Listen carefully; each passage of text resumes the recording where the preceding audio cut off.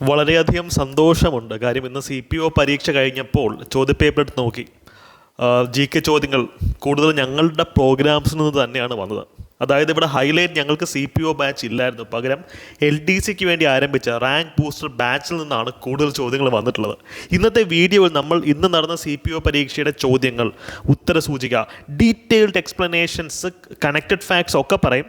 ഇന്ന് ഞാനത് just answer പറഞ്ഞ് പോയിട്ട് നിങ്ങൾക്ക് PDF ഞാനങ്ങ് തന്നേക്കാം. നിങ്ങൾക്ക് എവിടെ കൊണ്ടുപോയി വേണമെങ്കിൽ ക്ലോസ് ചെക്ക് ചെയ്ത് നോക്കാവുന്നതാണ്. ഞങ്ങളുടെ ക്ലാസ്സിലെ സ്റ്റുഡൻസിൻ്റെ അടുത്ത് ചോദിക്കാം, ഞങ്ങൾ തന്നിട്ടുള്ള സോഴ്സിൻ്റെ അടുത്ത് ചോദിക്കാം. ബിക്കോസ് ഞങ്ങൾ വിത്ത് പ്രൂഫ് മാത്രമാണ് നിങ്ങൾ സംസാരിക്കാറുള്ളത്. GK ചോദ്യങ്ങൾ, എളുപ്പമുള്ള GK ചോദ്യങ്ങൾ മാത്രമല്ല, ഡിഫിക്കൽട്ട് ചോദ്യങ്ങൾ വരുമ്പോഴാണല്ലോ നമുക്ക് റാങ്ക് ബൂസ്റ്റ് ചെയ്യാൻ പറ്റുക. അത്തരം ചോദ്യങ്ങൾ ഞങ്ങളുടെ പ്രോഗ്രാംസിൽ നിന്ന് തന്നെയാണ് റിപ്പീറ്റ് ആയിട്ടുള്ളത്. വലിയ സന്തോഷമുണ്ട്. ഞങ്ങളുടെ അധ്യാപകരോട് ഈ ഒരു അവസരത്തിൽ ഞാൻ നന്ദി പറയുകയാണ്. ഈ വീഡിയോ കാണുന്നതിന് മുമ്പ് ആദ്യമായി വീഡിയോ കാണുന്ന ആൾക്കാർ ഞങ്ങളുടെ ടെലിഗ്രാമിലെ കമ്മ്യൂണിറ്റിയും യൂട്യൂബിലെ കമ്മ്യൂണിറ്റി ആപ്പ് നോക്കുക. ഇന്ന് എക്സാം എഴുതിയിട്ടുള്ള ഞങ്ങളുടെ സ്റ്റുഡൻസിന് വളരെ നല്ല രീതിയിൽ എക്സാമിന് ഷൈൻ ചെയ്യാൻ പറ്റിയിട്ടുണ്ട്. അവരുടെ കമൻസ് കാണുമ്പോൾ ഒരു അധ്യാപകൻ എന്നുള്ള രീതിയിൽ ഭയങ്കര സന്തോഷം തോന്നുന്നുണ്ട്. അതുകൊണ്ട് തന്നെ നിങ്ങളൊരു റിക്വസ്റ്റ് മാനിച്ചുകൊണ്ട് CPO ബാച്ച്, ഒരു വർഷം നീണ്ടു നിൽക്കുന്ന +2 ലെവൽ ജനറൽ ബാച്ച് നമ്മൾ ആരംഭിക്കുകയാണ്. അതിൽ CPO, CEO, assistant prison officer, നിങ്ങൾ +2 തലത്തിൽ സ്വപ്നം കാണുന്ന യൂണിഫോം ജോബിലേക്ക് നിങ്ങൾ എത്തിക്കാനായിട്ട് എക്സ്ട്രീംലി അഫോർഡബിൾ ഫീസ് സ്ട്രക്ചറിൽ തന്നെ സിവിൽ സർവീസ് PSC ഫാക്കൽറ്റീസ് നയിക്കുന്ന ക്ലാസ്സുകൾ നിങ്ങൾക്കായി കാത്തിരിക്കുകയാണ്. അതിൻ്റെ ഡീറ്റെയിൽസ് ഞാൻ ഉടൻ തന്നെ നിങ്ങളിലേക്ക് എത്തിക്കുന്നതാണ്. അപ്പോൾ ഇന്നത്തെ വീഡിയോ നമുക്ക് നേരെ ചോദ്യങ്ങളിലേക്കും അതിൻ്റെ ഉത്തരങ്ങളിലേക്കും പോകാവുന്നതാണ്. അപ്പോൾ ഇന്നത്തെ ക്ലാസ് നോട്ട്സ് നിങ്ങൾക്ക് ഭയങ്കര യൂസ്ഫുൾ ആണ്. അടുത്ത CPO, WCPO പരീക്ഷ എഴുതുന്ന ആൾക്കാരാണെങ്കിൽ, അടുത്ത ഡിഗ്രി ലെവൽ പ്രിലിംസ് എഴുതുന്ന ആൾക്കാരാണെങ്കിൽ ഇന്നത്തെ നോട്ട് വെച്ച് പഠിക്കുക, മൾട്ടിപ്പിൾ ടൈംസ് റിവിഷൻ നടത്തുക. ക്ലാസ് നോട്ട്സ് ഞാൻ നമ്മുടെ ടെലിഗ്രാം ചാനലിൽ ഇന്ന് അല്ലെങ്കിൽ നാളെ അപ്ലോഡ് ചെയ്യുന്നതായിരിക്കും. ടെലിഗ്രാം ഫാമിലിയുടെ മെമ്പേഴ്സ് ആവുക, ഒരു കമ്മ്യൂണിറ്റിയുടെ ഭാഗമായി നിന്നുകൊണ്ട് പഠിക്കുക. ഇന്നത്തെ SI റാങ്ക് ലിസ്റ്റ് വന്നപ്പോഴും നമ്മുടെ കമ്മ്യൂണിറ്റിയിലെ മെമ്പേഴ്സ് വളരെ നല്ല റാങ്കിലേക്ക് എത്തിയിട്ടുണ്ട്. നിങ്ങൾക്ക് നേരിട്ട് കണ്ട് ബോധ്യപ്പെടുക. ഞാനിതെല്ലാം തുറന്ന് പറയുന്നതിൻ്റെ മെയിൻ റീസൺ എന്താണെന്ന് വെച്ച് കഴിഞ്ഞാൽ, ഒരു അധ്യാപകൻ എന്നുള്ള നിലയിൽ എനിക്ക് പഠിപ്പിക്കാൻ മാത്രമേ അറിയുള്ളൂ. വലിയ മാർക്കറ്റിംഗ് സ്ട്രാറ്റജിയോ ലക്ഷങ്ങൾ മുടക്കിയുള്ള പരസ്യമോ ഇല്ല. അതുകൊണ്ടാണ് യൂട്യൂബ് വീഡിയോയിൽ കൂടുതൽ നിങ്ങളുടെ അടുത്ത് പറയുന്നതും. നിങ്ങൾ നേരിട്ട് കണ്ട് ബോധ്യപ്പെട്ട് വെരിഫൈ ചെയ്തതിന് ശേഷം മാത്രം നമ്മുടെ ചാനലിൻ്റെയും ബാച്ചിൻ്റെയും ഒക്കെ ഭാഗമാകാൻ ക്ഷണിക്കുന്നത്. അപ്പോൾ ഇന്നത്തെ വീഡിയോയിലേക്ക് നമുക്ക് നേരെ പോവാം. ഇന്ന് നടന്ന CPO പരീക്ഷയുടെ ചോദ്യങ്ങളുടെ ഉത്തര സൂചിക നമുക്ക് നോക്കിയാലോ. ഒന്നാമത്തെ ചോദ്യം തുടങ്ങാം. എഗെയിൻ ഇന്നത്തെ നമ്മൾ ഉത്തര സൂചിക എടുത്തിട്ടുള്ളതും ചോദ്യങ്ങൾ റിപ്പീറ്റ് ചെയ്തിട്ടുള്ളതും നമ്മുടെ LDC റാങ്ക് ബൂസ്റ്റർ ബാച്ചിൽ നിന്നാണ്. ബാച്ചിൽ അംഗമാകാൻ താല്പര്യമുള്ള ആൾക്കാർ, കുറച്ച് മാസം ഞങ്ങളുടെ നിന്ന് കഷ്ടപ്പെടാൻ റെഡിയാണെന്ന് തോന്നുന്ന ആൾക്കാർക്ക് ഫുൾ സിലബസ് കവറേജ് ഉള്ള ഏറ്റവും അഫോർഡബിൾ ബാച്ചാണ്. ലൈവ് വീഡിയോ ക്ലാസ്സുകൾ, സിവിൽ സർവീസ് ഫാക്കൽറ്റീസ് നയിക്കുന്ന ലൈവ് വീഡിയോ ക്ലാസ്സുകൾ സഹിതം ഇതിനകത്തുണ്ട്. 999 എന്നുള്ള എമൗണ്ട് മാത്രമേ ആവുന്നുള്ളൂ. നിങ്ങൾക്ക് എക്സാം വരെ ക്ലാസ് കിട്ടും. കഷ്ടപ്പെടാൻ മനസ്സുണ്ട്, സ്മാർട്ട് വർക്ക് ചെയ്യാൻ മൈൻഡ് ഉണ്ടെങ്കിൽ നിങ്ങൾക്ക് അങ്ങോട്ടേക്ക് വരാവുന്നതാണ് കേട്ടോ. അപ്പോൾ ഒന്നാമത്തെ ചോദ്യം മുതൽ നമുക്ക് തുടങ്ങാം. താഴെ കൊടുത്തിരിക്കുന്ന പ്രസ്താവനകളിൽ റഷ്യൻ വിപ്ലവത്തിൽ ഉൾപ്പെടാത്ത പ്രസ്താവനകൾ ഏവ?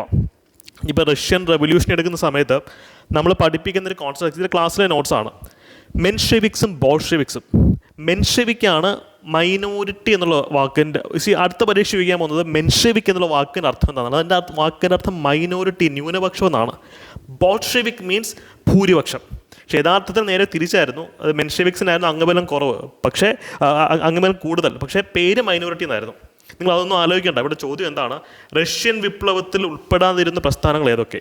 കുമിങ്താങ് പാർട്ടിയും ഫലാങ് പാർട്ടിയുമാണ്. ചൈനീസ് വിപ്ലവത്തിൻ്റെ ചരിത്രത്തിലാണ് നമ്മൾ കുമിങ്താങ് പാർട്ടിയൊക്കെ പറ്റി പഠിക്കുന്നത്. KMT എന്ന് പറയും. ചൈനീസ് കമ്മ്യൂണിസ്റ്റ് പാർട്ടിയുടെ പ്രധാന ശത്രുക്കളായിരുന്നു KMT, ചൈനീസ് കമ്മ്യൂണിസ്റ്റ് പാർട്ടി. അതൊക്കെ അവിടെ ഉണ്ട്. അപ്പോൾ ഇതിൻ്റെ ഉത്തരം എന്തുവരും? ഇതിൻ്റെ ഉത്തരം A ആണ്. ഒന്നാമത്തെ ചോദ്യത്തിൻ്റെ ഉത്തരം A ആണ്. നമ്മുടെ ക്ലാസ്സിൽ ഇത് റിപ്പീറ്റഡ് ആയിട്ട് ഡിസ്കസ് ചെയ്തിട്ടുള്ളൊരു ടോപ്പിക്ക് തന്നെയാണ്. നമുക്ക് രണ്ടാമത്തെ ചോദ്യത്തിലേക്ക് പോകും. അത് വളരെ എളുപ്പമുള്ളൊരു ചോദ്യമാണ് അല്ലേ. താഴെ കൊടുത്തിരിക്കുന്ന പ്രസ്താവനകളിൽ സൗരയൂഥത്തിൽ ആദ്യത്തെ 2 ഗ്രഹങ്ങൾ ഏതൊക്കെ? ഇതൊക്കെ കൊച്ചു കുഞ്ഞിനെ അറിയാവുന്നതാണ്. 1ഉം 4ഉമാണ് അല്ലേ. ബുധനും ശുക്രനുമാണ്. അപ്പോൾ ഇതിൻ്റെ ഉത്തരം D ആണ്. ഇത് വലിയ ഡിഫിക്കൽട്ട് ആയിട്ടുള്ള ചോദ്യമല്ല. മൂന്നാമത്തെ ചോദ്യത്തിലേക്ക് പോയാലോ. ഈ ചോദ്യമൊക്കെ ഞങ്ങൾ പ്രെഡിക്റ്റ് ചെയ്തതാണ്. ബിക്കോസ് 2018 സിവിൽ സർവീസസിന് അത് വന്നൊരു ചോദ്യമാണ്. ട്രെൻഡിങ് ആയൊരു ചോദ്യമാണ്. അതുകൊണ്ടാണ് ഞങ്ങൾ ടെസ്റ്റ് സീരീസിനകത്ത് ഇത് ഉൾപ്പെടുത്തിയിരുന്നു. നമുക്ക് ഈ ചോദ്യം നോക്കാം. താഴെ കൊടുത്തിരിക്കുന്ന പ്രസ്താവനകൾ ബ്രിട്ടീഷ് ഇന്ത്യയിൽ നടപ്പിലാക്കിയ സൈനിക സഹായ വ്യവസ്ഥ, സബ്സിഡറി അലയൻസ് എന്ന് പറയും. ഇതിനെ സംബന്ധിച്ച് ശരിയായ പ്രസ്താവന ഏതൊക്കെയെന്ന ചോദ്യം. സബ്സിഡറി അലയൻസിൽ പെട്ട് കഴിഞ്ഞാൽ പിന്നെ രാജാവ് ഒരു അടിമയാണ്. ബ്രിട്ടീഷുകാരുടെ അടിമയായിട്ട് വേണം അദ്ദേഹം കഴിയാനായിട്ട്. ഒരു പവറും അദ്ദേഹത്തിന് കാണില്ല. അതുകൊണ്ട് തന്നെ ഇതിന് ഉത്തരം B ആണ്. രണ്ടാമത്തെ 4ാമത്തെ പ്രസ്താവനയാണ് കറക്റ്റ്. രണ്ടാമത്തെ പ്രസ്താവന എന്താണ്? സൈനിക സഹായ വ്യവസ്ഥയിൽ ചെയ്യുന്ന നാട്ടുരാജാവ് ഇംഗ്ലീഷ് ഈസ്റ്റ് ഇന്ത്യ കമ്പനിയുടെ സൈന്യത്തിനെ തീറ്റിപ്പോറ്റണം. 2018 സിവിൽ സർവീസസ് പരീക്ഷയിൽ പ്രിലിംസ് പരീക്ഷയിൽ ചോദിച്ചൊരു ചോദ്യം ഇതാണ്. What are the system of subsidiary alliance by lord Wellesley to maintain a large standing army at others expense. രാജാക്കന്മാരുടെ ചെലവിൽ ബ്രിട്ടീഷ് പട്ടാളത്തിന് അവരെ തീറ്റിപ്പോറ്റണം. അതുകൊണ്ട് നമ്മൾ പ്രതീക്ഷിച്ചൊരു ചോദ്യമായിരുന്നു. മറ്റൊരു സ്റ്റേറ്റ്മെൻറ്റ് നോക്കൂ. സൈനിക സഹായ വ്യവസ്ഥയിൽ ചെയ്യുന്ന നാട്ടുരാജ്യം ഒരു ബ്രിട്ടീഷ് റെസിഡൻറ്റിനെ തലസ്ഥാനം നിർമ്മിക്കണം. ഇതാണ് ബ്രിട്ടീഷ് പാരാമൗണ്ടൻസി എന്ന് പറയുന്ന തത്വം. പരമാധികാരം, ബ്രിട്ടീഷ് പരമാധികാരം. അടുത്ത പരീക്ഷയ്ക്ക് ചോദിക്കാൻ പോകുന്ന ഇതായിരിക്കും. സോ ഞങ്ങൾ ക്ലാസ്സസ് എടുക്കുന്നത് റിസർച്ച് ബേസ്ഡ് ആയിട്ടാണ്. UPSC നിന്നുള്ള ധാരാളം ചോദ്യങ്ങൾ PSCയിൽ വരുന്നുണ്ട്. പല വീഡിയോസിനും പ്രൂവ് ചെയ്ത് കാണിച്ചിട്ടുള്ളതാണ്. നമ്മുടെ PSC ബാച്ചസിൽ ഡിഗ്രി ലെവൽ LDC +2 ബാച്ചസിലൊക്കെ ഈ ഒരു സ്ട്രാറ്റജിയാണ് ഇപ്പോൾ വർക്കൗട്ട് ആക്കിക്കൊണ്ടിരിക്കുന്നത്. സോ ഈ ചോദ്യത്തിന് ഉത്തരം B ആണ്. ചോദ്യത്തിൻ്റെ സോഴ്സ് നിങ്ങൾക്ക് മനസ്സിലാക്കുന്നത് SCRTയിലും കവേർഡ് ആണ്. എന്നാലും UPSCയിലെ ഒരു ഹോട്ട് ക്വസ്റ്റൻ ആയതുകൊണ്ടാണ് ഞങ്ങൾ ടെസ്റ്റ് സീരീസിനകത്ത് ഉൾപ്പെടുത്തിയത്. ഞങ്ങളുടെ prelims test series, degree prelims test സീരീസിനകത്ത് ടെസ്റ്റ് 8 ക്വസ്റ്റൻ 9 അത് വിശദമായിട്ട് കൊടുത്തിട്ടുണ്ട്. ഞങ്ങളുടെ LDC ടെസ്റ്റ് സീരീസ് കംപ്ലീറ്റ് ആയിട്ടില്ല. ഇനിയുള്ള ടെസ്റ്റ് സീരീസിൽ ഉൾപ്പെടുത്താൻ വെച്ചിട്ടുള്ള ടെസ്റ്റ് ആയിരുന്നു ഇത്. അതായത് 8 ഫുൾ ടെസ്റ്റിനകത്ത് 4 ടെസ്റ്റ് മാത്രമേ കഴിഞ്ഞിട്ടുള്ളൂ. 4 ടെസ്റ്റിൽ നിന്ന് തന്നെ ധാരാളം ചോദ്യങ്ങൾ വന്നിട്ടുണ്ട്. ബാക്കി ടെസ്റ്റുകൾ നടത്താനിരിക്കുന്നേ ഉള്ളൂ, അപ്ലോഡ് ചെയ്യാൻ പോകുന്നേ ഉള്ളൂ. ഓക്കെ, ഈ ചോദ്യം അതിനകത്തുള്ള ഞങ്ങൾ പ്ലാൻ ചെയ്തിട്ടുള്ള ചോദ്യം തന്നെയായിരുന്നു. കാര്യം UPSC മാതൃകാ പരീക്ഷ ഒരു ഫുൾ ടെസ്റ്റ് UPSC ചോദ്യങ്ങൾ മാത്രമായിരിക്കും.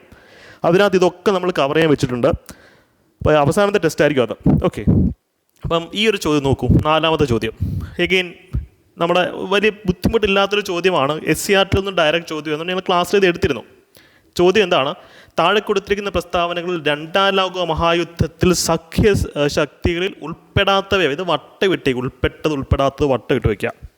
ഇതിനകത്ത് സഖ്യശക്തികൾ അലൈഡ് പവേഴ്സ് എന്ന് പറയില്ല, അലൈഡ് പവേഴ്സ് SCRTയിൽ ഇംഗ്ലീഷിൽ തന്നെ കൊടുത്തിട്ടുണ്ട്.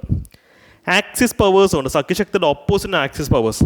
സോ സഖ്യശക്തികൾ ഉൾപ്പെടാത്തതെന്ന് പറയുമ്പോൾ ആക്സിസ് പവേഴ്സാണ്, അച്ചുതണ്ട് ശക്തികളാണ്. അതായത് 1ഉം 3ഉം ജപ്പാനും ജർമ്മനിയും ആയിരുന്നു. അപ്പോൾ ഇതിൻ്റെ ആൻസർ C ആണ്. നമ്മൾ ഇതിൻ്റെ വിശാലമായിട്ടുള്ള ക്ലാസ്സസ് നിങ്ങൾക്ക് തരും. കണക്റ്റഡ് ഫാക്ട്സിൻ്റെ ക്ലാസ്സസ് നിങ്ങൾ ആവശ്യപ്പെടുകയാണെങ്കിൽ നിങ്ങൾ തരും. WCPO പരീക്ഷയ്ക്ക് നിങ്ങൾക്ക് ശരിക്കും യൂസ്ഫുൾ ആവും. കാര്യം ഇവിടെ നിന്ന് ആലോചിച്ച് നോക്കിയേ, ജപ്പാൻ 1ാം ലോക മഹായുദ്ധത്തിൽ ഇംഗ്ലണ്ടിൻ്റെ കൂടെ നിന്ന് യുദ്ധം ചെയ്തത്. പക്ഷേ 2ാം ലോക മഹായുദ്ധത്തിൽ എന്ത് പറ്റി? ജർമ്മനിയുടെ കൂടെ ചേർന്നു. ഒരു ചരിത്രമൊക്കെ പറയാനാണെങ്കിൽ കുറേ ഉണ്ട്. പക്ഷേ കുറുനരി എന്നറിയപ്പെടുന്ന ആരെയാ? ലോകമഹായുദ്ധത്തിലെ കുറുനരി, അത് ഇറ്റലിയാണ്. ഇറ്റലിയും ഇതുപോലെ കൂറ് മാറുന്നുണ്ട്. ഓക്കെ, അതിലേക്കൊക്കെ നമുക്ക് പിന്നെ വരാം. കണക്റ്റഡ് ഫാക്ട്സിൻ്റെ വീഡിയോ നമുക്ക് പിന്നെ ചെയ്യാം. ഈ ഒരു ചോദ്യം നോക്കൂ. താഴെ കൊടുത്തിരിക്കുന്ന വിവരണങ്ങളിൽ നിസ്സഹകരണ പ്രസ്ഥാനത്തിൻ്റെ ഭാഗമായി ഇന്ത്യയിൽ ആരംഭിച്ച ദേശീയ വിദ്യാഭ്യാസ സ്ഥാപനങ്ങളിൽ ഉൾപ്പെടാത്തവ ഏവെന്നാണ് ചോദിച്ചിട്ടുള്ളത്. ഇതൊക്കെ നമുക്ക് സാധാരണഗതിയിൽ കാണപ്പെടുന്ന ചോദ്യമല്ല. പക്ഷേ ഞങ്ങളുടെ ഡിഗ്രി ലെവലിൻ്റെ ബാച്ചസിൽ നമ്മൾ കൃത്യമായിട്ട് എടുത്തിട്ടുണ്ട്. ഡിഗ്രി നിലവാരത്തിലാണ് ഞങ്ങളിനി +2 ബാച്ചസ് സ്റ്റാർട്ട് ചെയ്യാൻ പോകുന്നത്. കാര്യം ഈ നോൺ കോപ്പറേഷൻ നിസ്സഹകരണ പ്രസ്ഥാനത്തിൻ്റെ സമയത്ത് സ്ഥാപിക്കപ്പെട്ട ഏറ്റവും പ്രധാനപ്പെട്ട ഓർഗനൈസേഷനാണ് ജാമിയ മിലിയ അലിഗറിലെ. ഇതിൻ്റെ സ്ഥാപകൻ ആരാന്നുള്ള ചോദ്യമുണ്ട്. മൗലാന മുഹമ്മദ് ജോഹറാണ്. ഇവിടെ ഒരു ക്ലൂ ഞങ്ങൾ പഠിപ്പിക്കുന്നതെന്ന് വെച്ചാൽ വിദ്യാപീഠ് എന്ന പേരുള്ളതെല്ലാം ഈ സമയത്ത് സ്ഥാപിച്ചിട്ടുള്ളതാണ്. കാശി വിദ്യാപീഠ്, ഗുജറാത്ത്, ബീഹാർ വിദ്യാപീഠ്സ് എല്ലാം. ശാന്തിനികേതൻ്റെ പീരീഡും സിമിലർ ആണല്ലോ. അപ്പോൾ ഈ ചോദ്യത്തിൻ്റെ ഉത്തരം എന്ന് വെച്ച് കഴിഞ്ഞാൽ C ആണ്. 1 and 3 ആണ് ഈ ചോദ്യത്തിൻ്റെ ഉത്തരം. ബംഗാൾ ദേശീയ സർവകലാശാലയും ഡൽഹി യൂണിവേഴ്സിറ്റി ഈ സമയത്തല്ല സ്ഥാപിക്കുന്നത്. പകരം ജാമിയ മിലിയയും ശാന്തിനികേതനാണ് ഈ സമയത്ത് സ്ഥാപിക്കുന്നത്. ഇവിടെ ഉൾപ്പെടാത്തതല്ലേ ചോദിച്ചിട്ടുള്ളത്. അപ്പോൾ ഇതിൻ്റെ ഉത്തരം C ആണ്.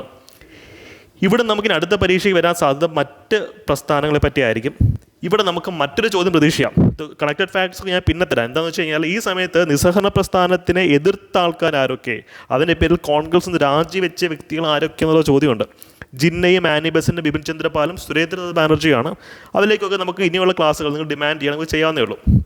മറ്റൊരു ചോദ്യം, ഇതൊരു ഡിസ്പ്യൂട്ടഡ് ചോദ്യമാണ്. 6ാമത്തെ ചോദ്യം ഡിസ്പ്യൂട്ടഡ് ചോദ്യമാണ്. ക്യാൻസൽ ചെയ്യപ്പെടാൻ വളരെയധികം സാധ്യതയുണ്ട്. 7ാമത്തെ ചോദ്യം എന്താ? ചാലിയാർ നദി ഉത്ഭവിക്കുന്ന എവിടെ നിന്ന്? ഇളമ്പാരി മല. ഇതൊക്കെ സ്ഥിരം ചോദ്യങ്ങളല്ലേ. ചന്ദ്രനിലെ ശിവശക്തി പോയിന്റ് 2 ഗർത്തങ്ങൾക്കിടയിലാണ് സ്ഥിതി ചെയ്യുന്നത്. കറണ്ട് അഫയേഴ്സ് ആയിരുന്നു. മാൻസിനസ് C, സിംപെലിയസ് L. B ആണ് ഇതിൻ്റെ ഉത്തരം, B. നമുക്ക് കുറച്ചും കൂടി ഡിഫിക്കൽട്ട് ആയിട്ടുള്ള റാങ്ക് മേക്കിംഗ് തരത്തിലുള്ള ചോദ്യങ്ങളൊക്കെ ഒന്ന് പോയാലോ. അതിനു മുമ്പ് അഗ്നിപർവ്വതങ്ങളുടെ ബഹിർഗമിക്കുന്ന ശിലാദ്രാവകത്തിൻ്റെ പ്രഭവ മണ്ഡലം. ഇത് നമ്മൾ എർത്തിൻ്റെ സ്ട്രക്ചർ ഘടന പഠിപ്പിക്കുമ്പോൾ ക്ലാസ്സിൽ എടുത്തിട്ടുള്ളതാണ്. SCRTയിലും NCRTയിലും UPSCയിലും സ്ഥിരം വരുന്നൊരു തീമാണിത്.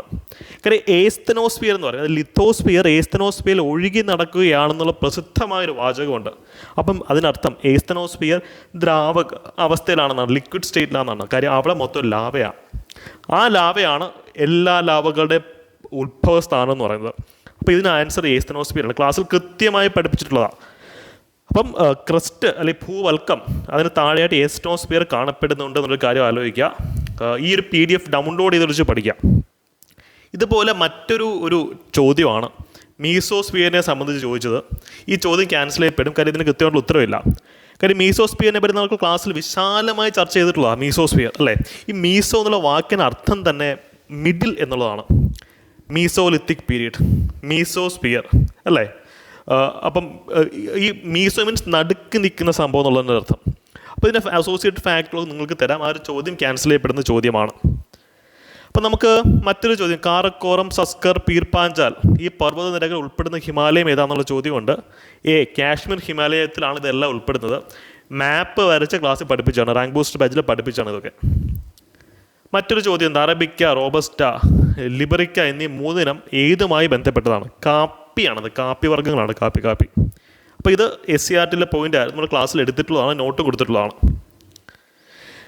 സാമ്പത്തിക വളർച്ച അളക്കുന്ന പ്രധാന അളവുകൾ എന്താണ്? GDP ആണെന്നുള്ള കാര്യം എല്ലാവർക്കും അറിയാം. GDP കൂടി, GDP കുറഞ്ഞു എന്നൊക്കെ പറയുന്ന റീസൺ ഇതാണ്. അപ്പോൾ ഇതിൻ്റെ ആൻസർ B ആണ്.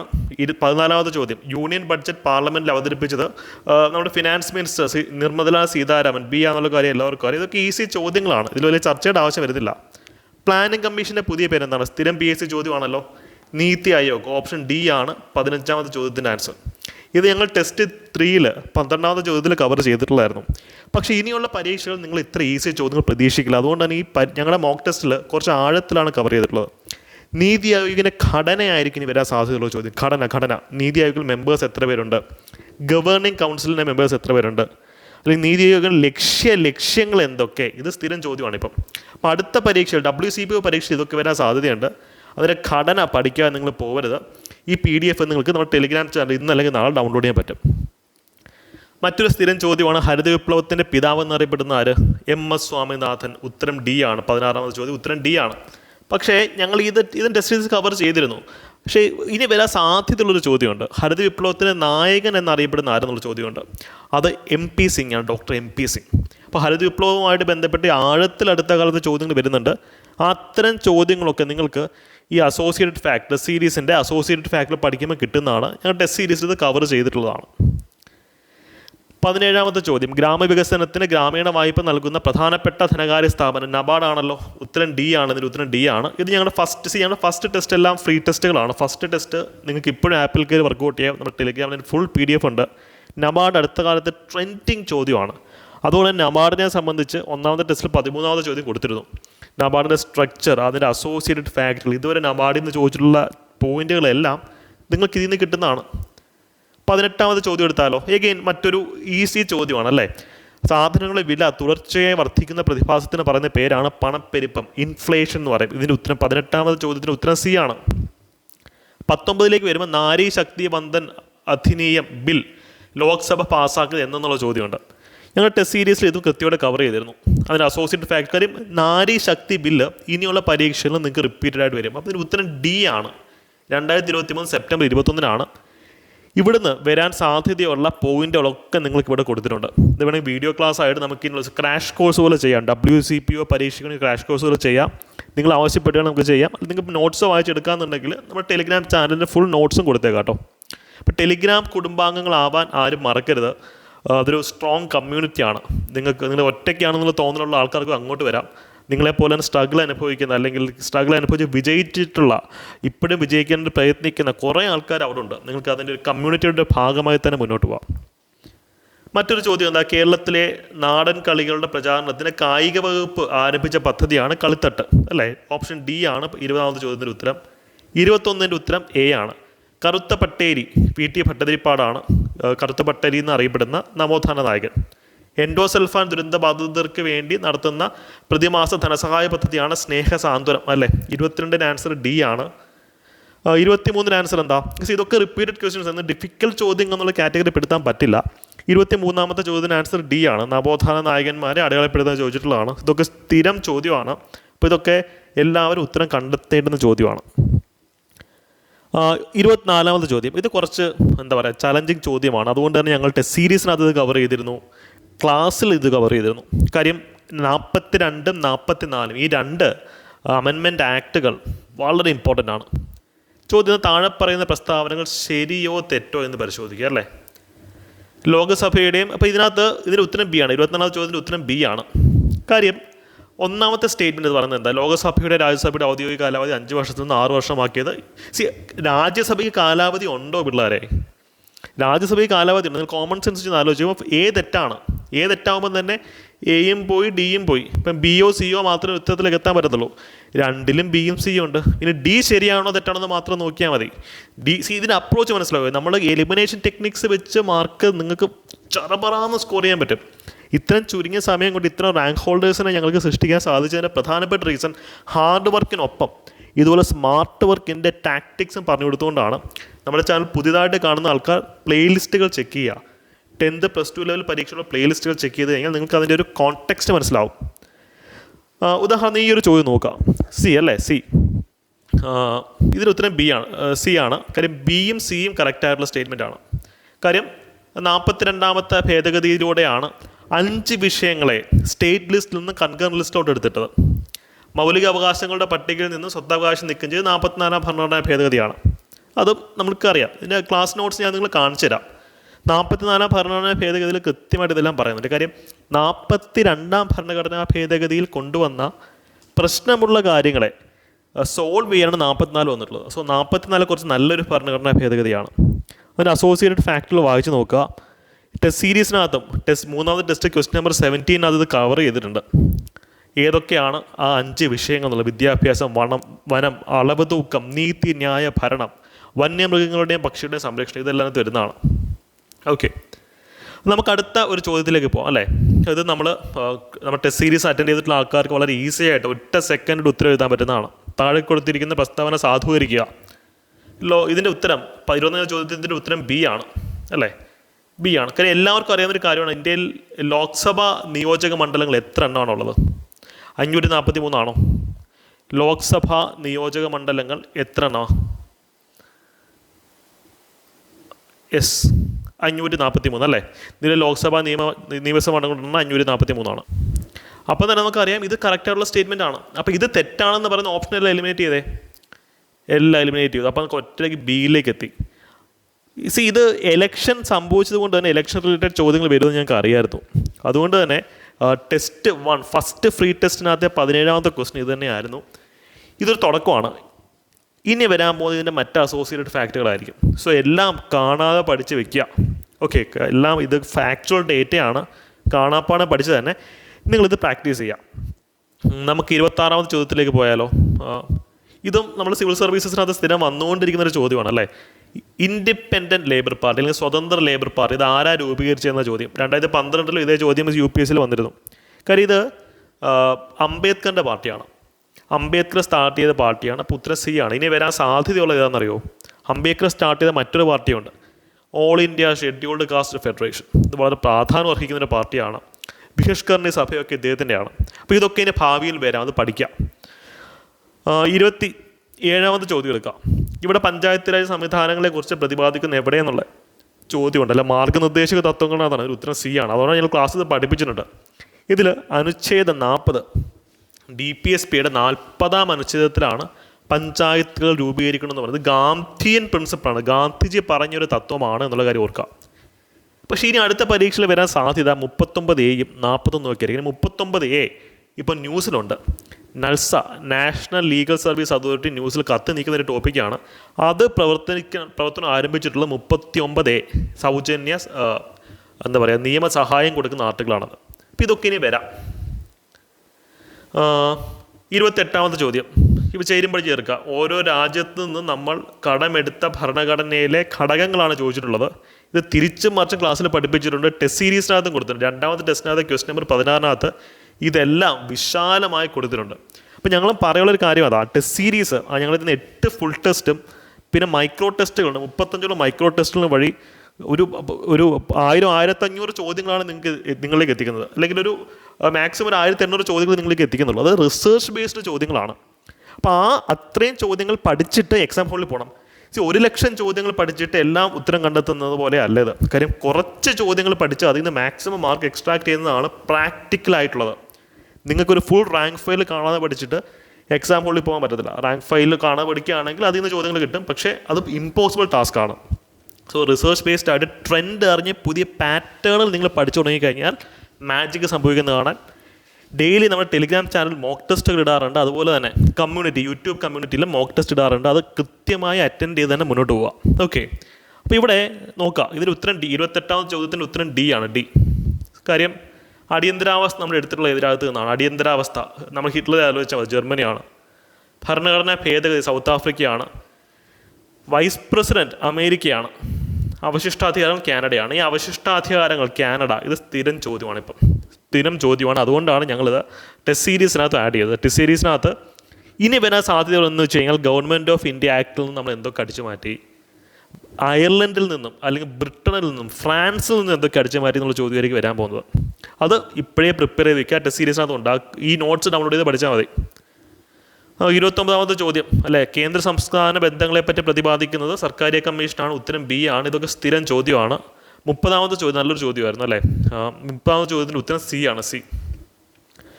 31ാമത്തെ ചോദ്യത്തിന് ഉത്തരം എ ആണ്. അത് അടുത്ത കാലത്ത് പുസ്തകങ്ങളെ പറ്റി ചോദിക്കുന്നുണ്ട്. പുസ്തകങ്ങൾ, ഏത് പുസ്തകങ്ങൾ ആരെ എഴുതുന്നുള്ളത് ചോദിക്കുന്നുണ്ട്. 32ൻ്റെ ആൻസർ എ ആണ്. 33ൻ്റെ ആൻസർ സി ആണ്. ക്ലാസ്സിൽ റിപ്പീറ്റ് അടുത്തൊക്കെ പറഞ്ഞു കൊടുത്തിട്ടുണ്ട്. കാര്യം സ്റ്റാറ്റിക് സബ്ജക്റ്റുകൾ ഫോക്കസ് ചെയ്യുമ്പോൾ നമുക്ക് അവിടെ നിന്ന് മാക്സിമം മാർക്ക് എക്സ്ട്രാക്ട് ചെയ്യാൻ പറ്റും. കറണ്ട് അഫയേഴ്സ് എവിടെ നിന്നും ചോദിക്കാം. സ്റ്റാറ്റിക് സബ്ജക്റ്റിലെ മാർക്ക് ഒന്നുപോലും നിങ്ങൾക്ക് നഷ്ടപ്പെടുത്താൻ പാടില്ല. സോ ഇതാണ് 33ാമത്തെ ചോദ്യത്തിൻ്റെ ഉത്തരം സി ആണ്. അതുപോലെ തന്നെ 34 നമുക്കറിയാം, മലേറിയ രോഗകാരണമായ പ്ലാസ്മോഡിയം മനുഷ്യശരീരത്തിൽ പ്രവേശിച്ച ശേഷം കരളിനെയാണ് ബാധിക്കുന്നത് അല്ലേ. കരളിലെ കോശങ്ങളെ ബാധിക്കുമ്പോൾ ഉത്തരം ഡി. 34ൻ്റെ ഉത്തരം ഡി ആണ്. ഇതൊക്കെ നമ്മൾ ക്ലാസ് ഡിസ്കസ് ചെയ്തിട്ടുള്ളതാണ്. ഇത് 35ാമത്തെ ചോദ്യത്തിൻ്റെ ഉത്തരം ബി ആണ്. 36ൻ്റെ ഉത്തരം ബി ആണ്. കറണ്ട് അഫയേഴ്സിനകത്ത് ഉണ്ടായിരുന്നു 36. 37ാമത്തെ ചോദ്യം ഡി ആണ് അതിൻ്റെ ഉത്തരം. 38ൻ്റെ ആൻസർ എ ആണ്.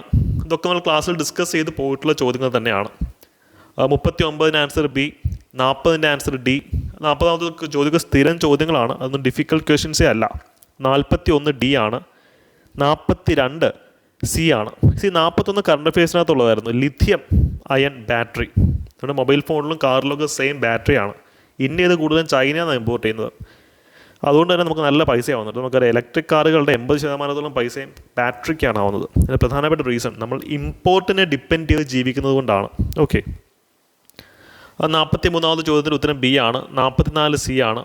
45ൻ്റെ ആൻസർ എ ആണ്. 46ൻ്റെ ആൻസറും എ ആണ്.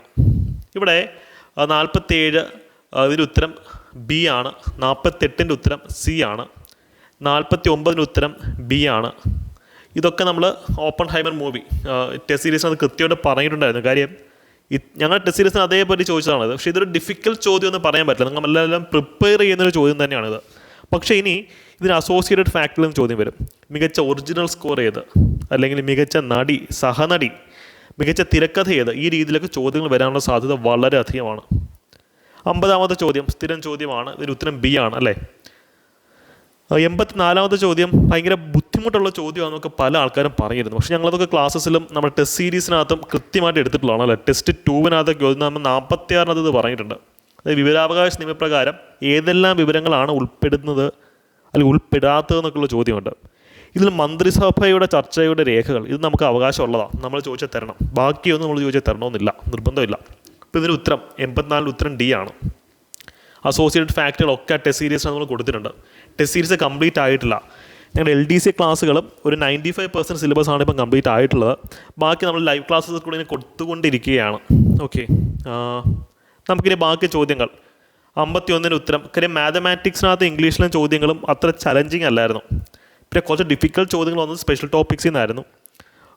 അവിടെ എലിമിനേഷൻ ടെക്നിക്സ് നന്നായിട്ട് വർക്കൗട്ട് ആവും. മാത്തമാറ്റിക്സിലെ ഇംഗ്ലീഷിലൊക്കെ ചോദ്യങ്ങൾ ക്ലാസ്സിലെ പ്രോഗ്രാംസ് അറ്റൻഡ് ചെയ്തുള്ള ആൾക്കാർക്ക് വളരെ എളുപ്പത്തിന് സോൾവ് ചെയ്യാൻ പറ്റുന്നതാണ്.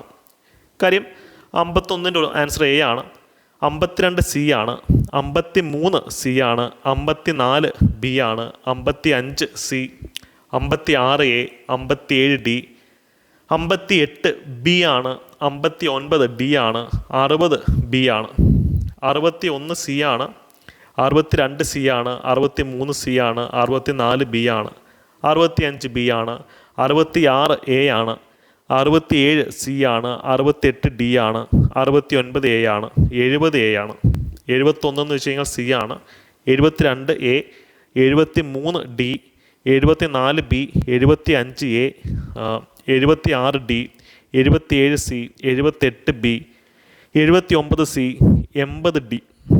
അതുപോലെ 81 വരുമ്പോഴത്തേക്കും ഡി മുകളിലുള്ളതെല്ലാം കറക്റ്റാണ്. 82 സി ആണ്, 83 ഡി ആണ്, 84 ഡി ആണ്, 85 ഡി ആണ്, 86 എ, 87 ഡി, 88 സി ആണ്, 89 എന്ന് പറയുന്നത് ബി ആണ്, 90 സി ആണ്, 91 ബി ആണ്, 92 ബി ആണ്, 93 സംശയമുള്ള ഒരു ചോദ്യമാണ്, ക്യാൻസൽ ആവാനാണ് അതിൻ്റെ സാധ്യത അധികം.